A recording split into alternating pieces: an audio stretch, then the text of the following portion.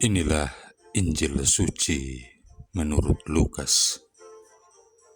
Ketika genap waktu pentahiran menurut hukum Taurat, Maria dan Yusuf membawa kanak-kanak Yesus ke Yerusalem untuk menyerahkan dia kepada Tuhan, seperti ada tertulis dalam hukum Tuhan. Semua anak laki-laki sulung harus dikuduskan bagi Allah. Juga mereka datang untuk mempersembahkan kurban menurut apa yang difirmankan dalam hukum Tuhan, yaitu sepasang burung tekukur atau 2 ekor anak burung merpati. Adalah di Yerusalem seorang bernama Simeon. Ia seorang yang benar dan saleh hidupnya, yang menantikan penghiburan bagi Israel. Roh Kudus ada di atasnya, dan kepadanya telah dinyatakan oleh Roh Kudus bahwa ia tidak akan mati sebelum melihat Mesias, yaitu Dia yang diurapi Tuhan. Atas dorongan Roh Kudus, Simeon datang ke bait Allah. Ketika kanak-kanak Yesus dibawa masuk oleh orang tuanya untuk melakukan apa yang ditentukan hukum Taurat, Simeon menyambut anak itu dan menatangnya sambil memuji Allah, katanya, "Sekarang Tuhan, biarkanlah hamba-Mu ini pergi dalam damai sejahtera sesuai dengan firman-Mu, sebab mataku telah melihat keselamatan yang daripadamu, yang telah Engkau sediakan di hadapan segala bangsa, yaitu terang yang menjadi pernyataan bagi bangsa-bangsa lain dan menjadi kemuliaan bagi umat-Mu Israel." Yusuf dan Maria amat heran akan segala sesuatu yang dikatakan tentang kanak Yesus.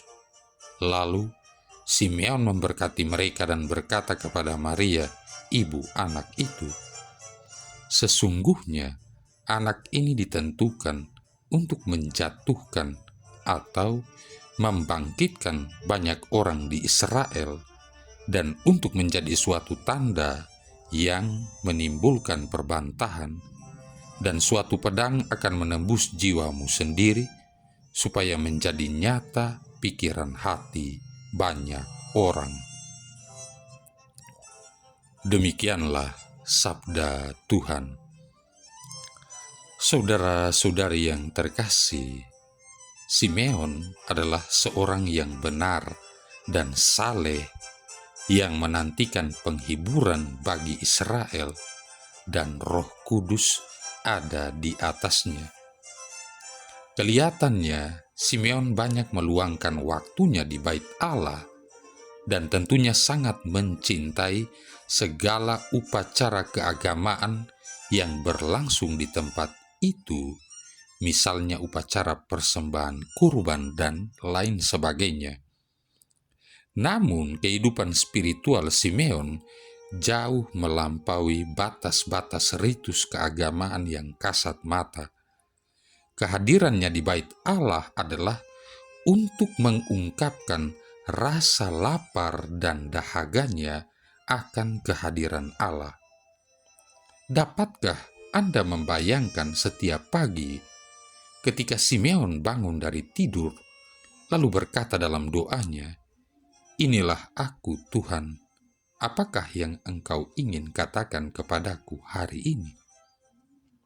Justru karena kewaspadaan Simeon yang bersifat konsisten terhadap kehadiran Allah, maka mungkinlah bagi dirinya untuk mendengar arahan dari Roh Kudus untuk pergi ke bait Allah. Dan Lukas mencatatnya dengan sepotong kalimat singkat, "Ia datang ke bait Allah oleh Roh Kudus." Simeon sangat akrab dengan kitab suci.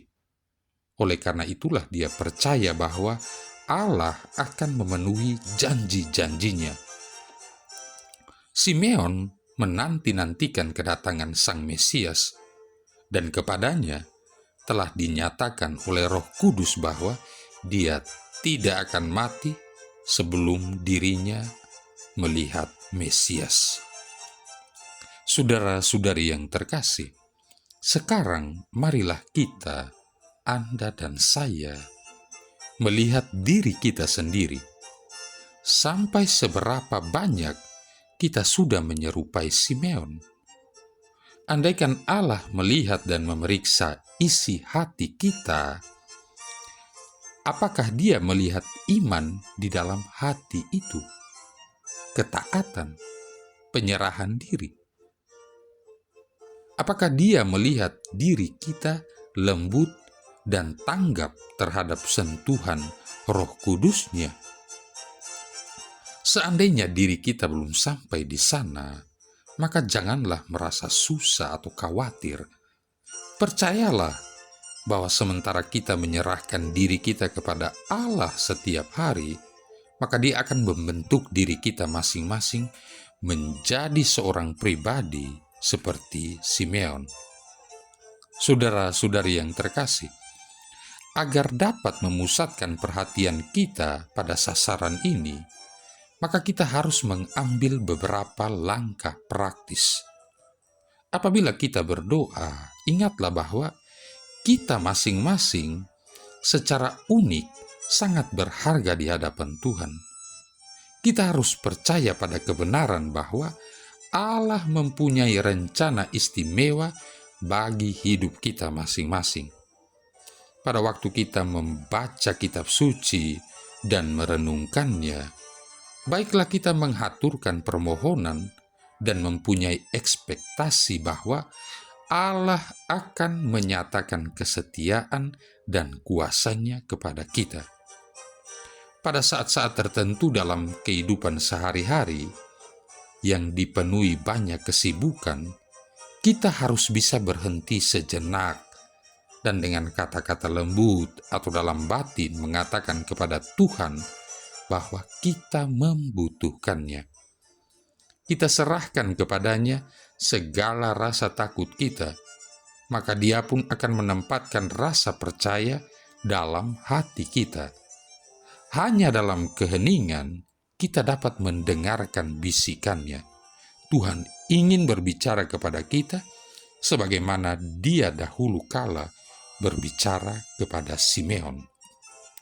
Roh Kudus-Nya ingin mengajar kita masing-masing dan membimbing jalan hidup kita untuk membuang pola dosa yang sudah melumut dalam diri kita, supaya kita juga dapat menseringkan dengan orang lain tentang kasih Allah atau sekurang-kurangnya dapat membantu seseorang yang membutuhkan pertolongan.